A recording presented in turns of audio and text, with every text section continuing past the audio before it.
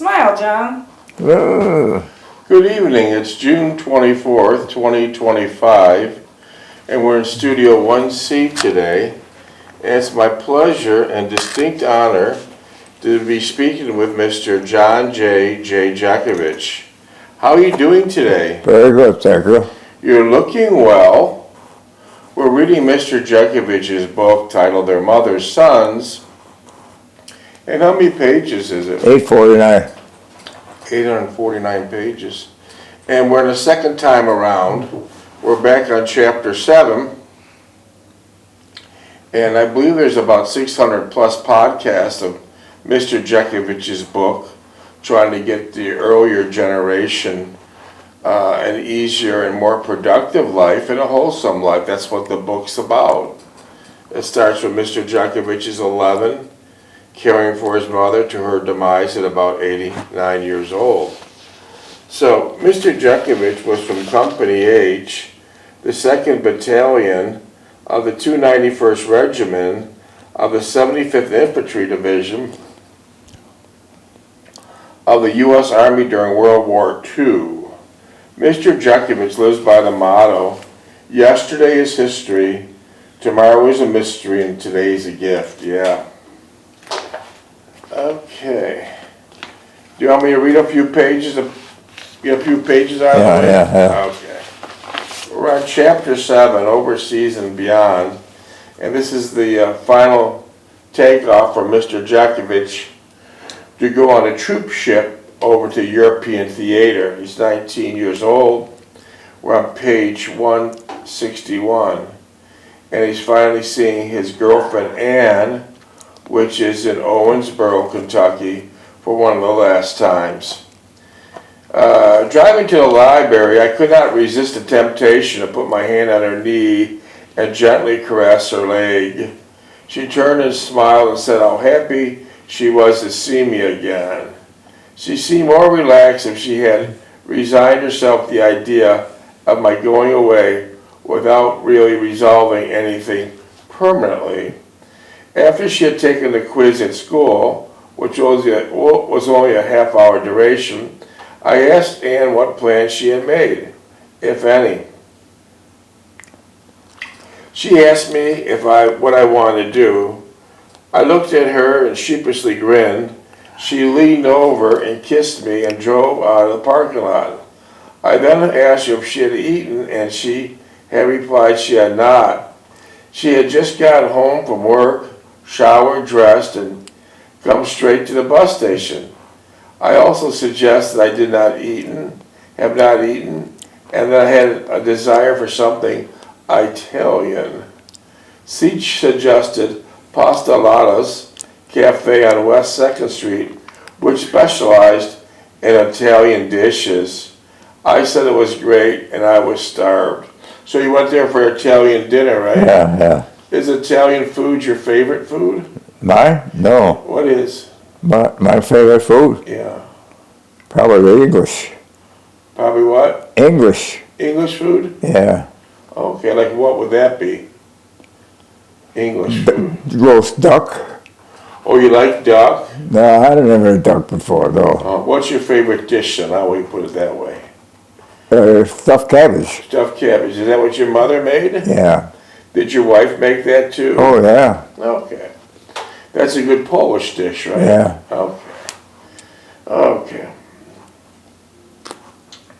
Pastelada's Cafe was a unique place with a definite Italian flavor to it. What we especially liked was about the Stolli's Bakery adjoining the cafe. We would get the wonderful aromas 25 minutes. Huh? 25. Of the freshly baked bread and pastries flowing throughout the cafe. Weren't you, when you were a little boy living in Niagara Falls, New York, didn't you live next to a bakery? Oh, yeah. And right on the corner. And what did you get there? Got punchkis. Did you go there almost every morning for bread? Say what? Did you go there almost every morning for bread? Yeah. No, not for bread, no. Donuts? Donuts, yeah. Did they give you the baker's dozen? Yeah. At that time then, it was so many years ago, they delivered to homes their baked goods by horse. Yeah. Horse and buggy. Wow. And that was right next door to your house, just about, right? Yeah. Okay. Mhm. The dinner turned into more of a celebration than anything else, as we ordered a bottle of red Italian wine, and we both succumbed to the festive mood. The festive mood, okay. Red, oh boy. Okay, let's see.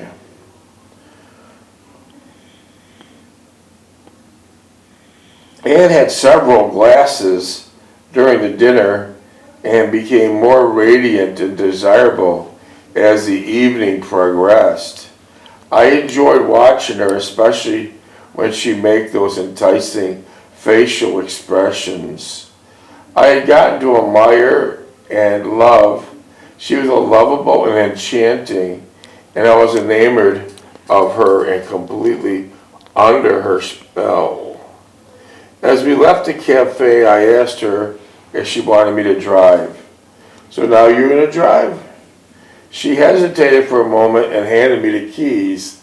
This is the first time you drove her car then, right? Yeah.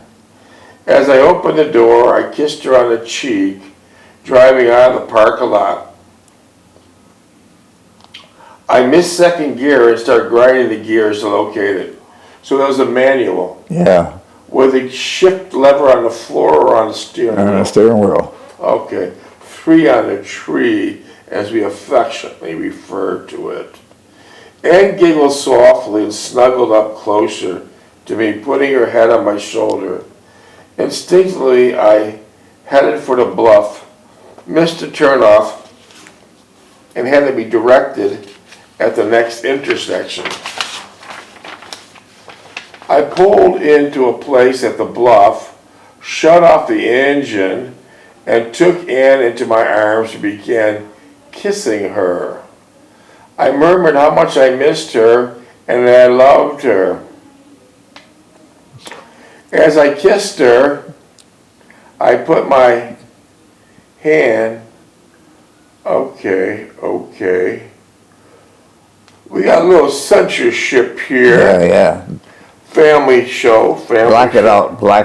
Okay, let me see where I can pick up. Anne finally stated she had mixed feelings about, oh no, fucking more censorship. Censor. Let's see, I want to work myself down to the page. Ooh, wow. Censor it. Let's see, what the hell, I'm going to miss the whole page here. Family show here. I did not mention my mother. Here we are. We're back into the good stuff. I did not mention my mother, nor did Anne bring it up. I believe she was well aware of the situation as far as my mother was concerned. This was the only part of my entire scenario that really frustrated me. The fact that my mother had stood in the way of our future together. So, You said your mother stood in the way of yours and Anne's future together. yeah. Anne knew that I was aware of knowing this, and I was only the breach in our relationship. It was a small one at a time, but it proved to be insurmountable, as it changed the rest of our lives and in mine. We talked about our matters, how often we would write, her school and her work, and what she would do after graduation. Then she asked me about my future plans, and I said I did not want to even think about that. I just wanted to get through the next several years while in the Army. So you just wanted to survive the Army, Yeah. alive, or without any major personal handicaps. Correct? Yeah. 20 minutes. Hey, I should have had your dog tag number to open up the laptop. 420965. Okay, thank you. Yeah, I missed that. That's the password here, folks. My dilemma was in tolerating my own feelings and trying to overcome disparity and discrepancies in my own emotional makeup. I felt that if I was the weaker of the two of us, and I did not like it, the way it made me feel. I kissed her and I said enough of Psychology 101. Psychology 101. You know, a lot of students today are taking Psychology 101. Where does it end up getting them? What? The students today, I'm talking about 2025. A lot of kids are taking in college psychology. Yeah. Where's it getting them? Well, they get an insight if they get an idea what they're all Yeah, about. but what job does it get them? What job does it get them? What job I got? No. I'm talking about the students in 2025 right now. Many of them just take psychology. And I'm wondering when they're done, what job does it get them? Well, we get advertising. Okay. A Okay. lot of psychology there. Yeah. I would try to get a pass as long as possible. I also said if things suddenly change and she did not hear from me in several days, it probably means that we had left camp, and I would call her my first opportunity I got. So let's read this again. And I would call her the first opportunity I got. That first opportunity you got to phone her. If I'm reading your book correctly, the last few chapters, that was 80 years later, Yeah. right? That was the first opportunity you got. No, there was a time period in between that. Oh, there was a time period? Yeah. Okay. Because I know you did call, and 80 years later, and she Oh answered yeah, the that phone. was another time. That was She another. answered the phone. Yeah. Imagine that. My God. You would thought you'd be talking to a bubbly 21-year-old with female with all this energy, but now when you called her 80 years later, she's in her 90s. Yeah. How would she sound? People. Yeah. So I know you had her picture in your office for decades. What'd you do after you hung up? Took her down and put my mother's picture up. And what'd you do with Ann's picture? I wrapped it up in a towel and put it in the filing cabinet. Okay, so you still have the picture, but it's wrapped up in the filing cabinet. Okay. 80 years, I can't believe someone would answer the phone. Later. Okay. She kissed me and wished that these were normal times. I suggested if these were normal times, I would have never known her, and we could not be sitting here now, 17. holding each other and contemplating our future together. She brightened at that remark and said the fate had brought us together and that we must make something out of it, of our good fortune in meeting. How'd you meet her? I met Ann. Yeah. How'd you initially meet her? Well, I was lost and the two girls stopped me. I asked two girls sitting on a porch where I could go. And they drove me around. Okay, so let me see if I can understand this. You were in full-blown uniform, Yeah. and you went the wrong way on foot, and you seen two girls on the porch, and you asked them for directions, Yeah, I got lost and the there. rest is history, right? Yeah. Well, that was fate. That was serendipity. That was nice. That was nice. I kissed her hand and said, congratulations. You have just come full circle in your thought process. I looked at her wristwatch, and it was 23:30 hours. In a short while, I'd have to catch the bus back to camp. All these buses and train rides and taxi rides, you had to see all these girlfriends. Were you ever late in getting back to camp? No. After all that, I mean, some of them you were... I had to be back in camp at Reveille. I know when you were seeing Renee in Paris, you had to take a bus to the train station to Paris, and then from there you had to take a taxi cab to see Renee, your girlfriend in Paris. And then you had to reverse it to get back. Yeah. So all these different modes of transportation, and many of them are unpredictable in a timely fashion. You were never late one time. No. I'll be damned. You had luck on your side. You had luck. She snuggled up to me and said she did not want me to go. I asked her without thinking if she wanted to be the wife of a fugitive. So if you didn't go back, you'd be AWOL. Oh, yeah. And what would they do? Track you down like a dog? They put me in Breckenridge. But they would track you down though, right? Oh, yeah. They wouldn't forget me. You wouldn't have, they're not gonna let you go. Yeah. Okay. Put me in Breckenridge. Breckenridge is what? Army prison. Okay. So did you know people that did go AWOL? Oh, yeah. And what happened? They picked them up and threw them in jail. So they spent a lot of time finding them, right? Yeah. And then they brought them and put them in a military prison, right? Yeah. I wonder for how long. Probably during the war. Wow. Either they got out or during a dishonorable discharge. A dishonorable discharge. That's not good. That's not good. Let's see. 14. Let's see.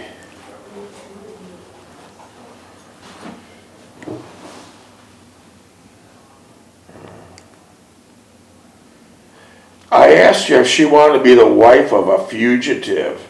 She looked at me, kissed me on the cheek, and stated that she would like that. We sat in silence as we gazed at the lights in the city below, holding one another for the fear of losing each other. Our relationship had blossomed these past few weeks, and we were more comfortable in each other's presence than these past few weeks, then we're more comfortable in each other's presence. As their past few weeks were more comfortable, okay. We were just delighted to be in each other's company and enjoyed every moment that we were together. I finally said it was time to go, and after we switched the seat positions so that she was driving once again, she hesitantly started the car, backed out a parking spot. We drove to the bus station in silence, and it was not until I was ready to get out of the car that she turned, put her arms around me, and began to kiss me. I held her for a moment, savoring each precious second, then released her and walked to my waiting bus. I turned before I entered the bus and will always remember how she looked. I waved to her. Yes, fate had brought us together, but fate could not keep us together. Even though we corresponded throughout most of my stay in the Army and held each other in the highest esteem of love, I never saw Ann again. Wow. But you did talk to her. The interesting part, you did talk to her 80 years later. Yeah. That's unbelievable. That's almost a miracle level that you call someone 80 years later and she answers the phone. Yeah. Wow. And held each other in the highest esteem of love. And I never saw Ann again. Ann had given me a new meaning to my young life. Something I have never experienced without knowing her. She made my life fuller and richer by being with her and instilled in me a sense of my worthiness and certainty in which I was so utterly and completely lacked before. To say that my life was changed forever by knowing her would be a cute understatement. She gave me self-confidence in my innate and intrinsic abilities and appreciation of life much more bountiful and gratifying than I perceived possible. To know her was to love her, and I was eternally grateful for the privilege of knowing her and being a recipient of her sincere love. Minutes, please.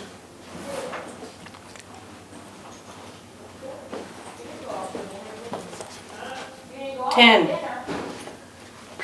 You want me to read a little bit more or read some questions? Got some questions, yeah. Take some questions, okay. We'll pick up that chapter 7 tomorrow. Let's see, Mr. Jeckovich. I got tons and tons of text questions. Let's start with some of these. Thank you. What city were you born and raised in? Niagara Falls, New York. Tell us how Niagara Falls, New York was when you were born. Beautiful city. It was a beautiful city. And you were able to do beautiful, wholesome things. Yeah. Ice skate in your front yard. Yeah. Open fire hydrant up. And the next day you had ice. Yeah. You had Jill Creek. Yeah, Joe Creek, yeah. Yeah. And all the places you went to. Across that little bridge. Yeah. And all the places you went to as a boy were all clean, all wholesome, small town charm. Yeah. So you lived there at a good time. You're a very lucky man. Would you ever consider moving back to Niagara Falls? No, but it's a dump now. What do you think happened to it? Mafia got it in there. The greed of the mafia just destroyed it Yeah. and made it into one living hellhole. Yeah. Oh, Canada was beautiful. Yeah. It's funny, during 100 some years ago, when all the Polish and Italian and the Greek immigrants were legally coming through Ellis Island, most of them went to Buffalo or Niagara Falls, New York. Yeah. Interesting. They thought that was the honeymoon city of the world. Yeah, it was named the honeymoon capital of the world. Yeah. And at one time, over 100 years ago, it's hard to believe, but it's the truth, there was more millionaires in Buffalo, New York than any other city in the United States. But most of the young immigrants came to Buffalo or Niagara Falls. Yeah. And your neighborhood was Polish and Italian. Yeah. And when those immigrants came 100 years ago, they came to work. They came to give back to the country. They came to make the United States better. They came to give to their families. They came to give their families what they didn't have in the old country. And so when this set of immigrants came through legal channels to Ellis Island, they came to work, contrary to the immigrants today who simply come to complain, bitch, and work the system. Yeah. And work the system. What a difference, isn't it? Yeah. Isn't that basically how all society is today? Yeah. Different culture. Yeah. Yeah, those immigrants came to work and they built businesses. They built stores, brick by brick. They built New York. Board by board, they built New York's. They built it. They did good. You know? And now look what we got. We got a big mess. We got a big mess. All right, well, let's see the second text. What was your family life like before you had to go off to war? Before I went to war? Yeah, what was your family life like as a boy? Modest, loving. Okay. It was a nice family. Yeah. What kind of work did you do as a boy before you got drafted? Well, what do you mean work? I worked with my uncle. And what did you do with your uncle? Sheet metal work. And what was your uncle's Put name? ducks up. What was your uncle's name? Andy. And what kind of work did you do with him? Sheet metal work, what does that mean? That put ductworks up, dust collecting systems. You work primarily in the factories, right? Yeah, all the As an factories. independent contractor. Yeah. And you worked all the different factories in Every Buffalo, factory in Buffalo, in Niagara Falls, New York, right? Yeah. And you got to know the factories, right? Yeah. You got to know the factories, right? Yeah. And then by doing your due diligence, once you got out of the military, once you're discharged, you knew about every factory in Buffalo. You knew every factory in Niagara Falls. Where'd you end up working? Kimberly-Clark, which was the cleanest. So it was the cleanest. But the hottest. Yeah, you went from the Battle of Bulge, which is the coldest winter on record, 20, 30 below, on a daily basis. Yeah. During those 2 years fighting in Europe, did you ever sleep in a house? No. Where'd you sleep? Mostly outside? In the barn. Yeah. Tell us about the one experience you had a run-in with General Patton. What happened? With Patton? Patton was eager. He wanted to go to the Pacific. Well, what happens when he's seen your Jeep outside of a barn? Well, when we were sleeping, it was 3 o'clock in the morning, and he comes knocking on the door. He says, "Get your ass out and go to the checkpoint, next checkpoint. Get out of here. Go, go, go." And how did he notice you? Well, because he posted to hide the Jeep. He was supposed to camouflage it better. No, he didn't do a very good job.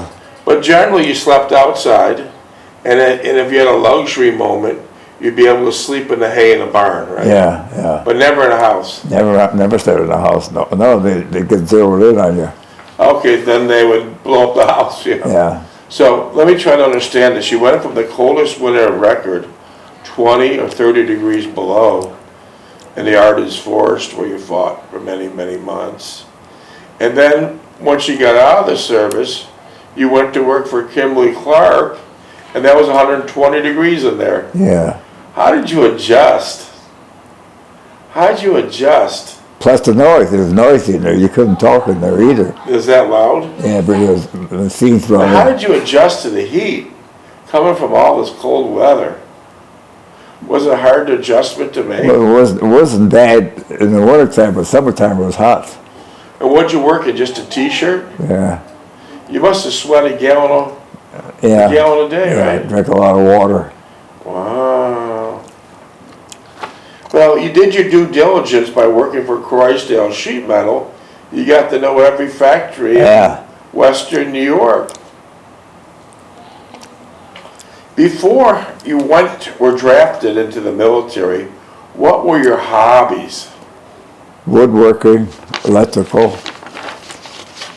And did you go to Trott Vocational High School? I went Trott Vocational half a day and high school the other half. Would you recommend Trott Vocational High School? Well, I mean, now they need it. They need blue collar workers.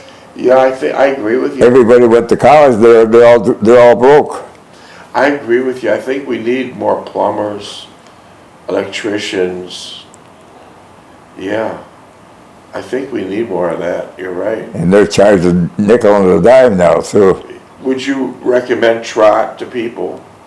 Trot. Yeah, would you recommend? Well, you have to. A lot of kids want it. You couldn't get it. You couldn't get 16 years to go to college out of Trot, but you could get out of high school. Yeah. That's why I went to both schools. Okay. Minutes? 2.5. Wow. You needed 16 units to get into college. What was your impression when you first entered the military? Regulated and cool. I see. So you enjoyed it? Well, I liked it. It was different. You were given one advantage in getting out of the military on the VA bill. They would allow you to buy a house under the VA bill. Did you ever use it? No, and I could work going to college too. I could have got it. Okay, you had a second advantage. You had a VA bill which allowed to pay. GI Bill of Rights, yeah. Did you ever do that? No. I see. He could still buy another house with his VA. What? But You can still buy another. You can Oh buy- yeah, it's still in practice. so you still have those options, right? Yeah. Well, that's absolutely We'll wonderful. sign him up for school and start looking for a new You want to house. go back to college? No, too late for me. Listen, Mr. Jeckovich, no, it's not too late for Not you. too late. Mr. Jeckovich reads 3 newspapers every morning, including the Wall Street Journal and New York Times, with no glasses. Hey, let's call up Harvard and MIT. See Let me if we mix can get in together. there. One. So, Mr. Jeckovich, here we go, let me list first. Mr. Jeckovich reads 3 newspapers every morning, including the Wall Street Journal and the New York Times, with no glasses. That's a task in itself. Mr. Jeckovich is a very unusual man because his mind is like a library, but you're still learning every day, right? Yeah, You're still learning every day, yeah. and you're sharp as a tack. Let me just ask you just off the wall, what's your dog tag number? 42965. That's 80 years ago. What was your first girlfriend? Irene Jeckovich. And, oh my God, that's amazing. You could go to college. Huh? You would be a damn good student in college. Come on. No, I'm not coming on. I'm serious. You're ready to go. You got great health. You got great health, and you got stamina. 10 seconds. You make a great. I went to night school. I went Oh, to the University of Buffalo, Oh, yeah. you did? Okay, well, that's good.